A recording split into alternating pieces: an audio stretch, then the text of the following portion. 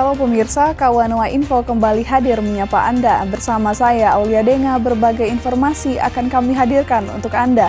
Kita ikuti informasi yang pertama. Pemirsa, antisipasi tingkat kejahatan Kepolisian Resort Kota Bitung konsisten menggelar kegiatan rutin kepolisian yang ditingkatkan. Dipimpin langsung Kapolres, kegiatan rutin kepolisian yang ditingkatkan ini konsisten dilakukan Polres Bitung sejak 2 pekan terakhir, guna mengantisipasi tingkat kejahatan di Kota Cakalang serta menciptakan Bitung kota tertib berlalu lintas.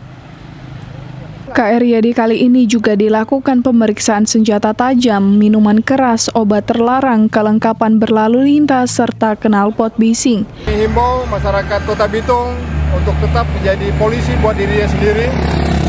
Dalam hal ini menciptakan lingkungannya tetap aman dan damai. Kita di sini juga akan terus melaksanakan dan menjaga situasi Kota Bitung tetap kondusif.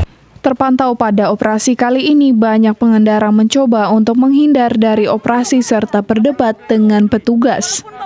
Hasil operasi Polres Bitung malam tadi, sebanyak 58 surat tilang dikeluarkan Satlantas Polres Bitung dan belasan kendaraan diamankan karena tidak lengkap surat.